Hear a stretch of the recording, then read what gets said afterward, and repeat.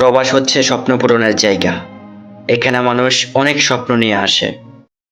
কেউ পরিবারের স্বপ্ন পূরণ করার জন্য আসে, কেউ নিজের স্বপ্ন পূরণ করার জন্য আসে, কেউ নিজের কেরিয়ার গোছানোর জন্য আসে। আর এরই নাম হচ্ছে প্রবাস।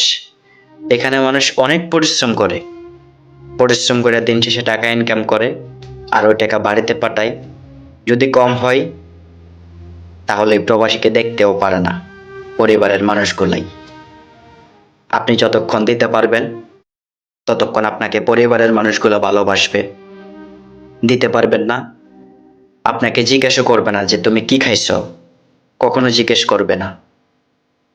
বুঝেন, প্রবাসীদেরকে কেউ বুঝে না ভাই, বোঝার চেষ্টাও করে না। এরই নাম হচ্ছে প্রবাস। একটা প্রবাসী বলবে না যে আমার কোনো টেনশন নাই।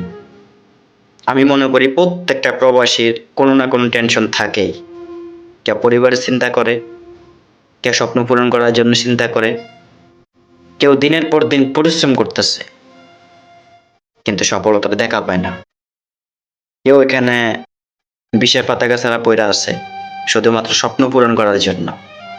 জানেন আপনি, কারণ এখন দুনিয়াতে টাকা ছাড়া কেউ এক পয়সারও মূল্য দেয় না। সে হোক আত্মীয় স্বজন, সে হোক পরিবারের মানুষ, সে হোক বন্ধু বান্ধব। আপনার কাছে টাকা আছে, বন্ধু বান্ধব পরিবার সবই আপনার পাশে থাকবে। এটাই হচ্ছে বাস্তব।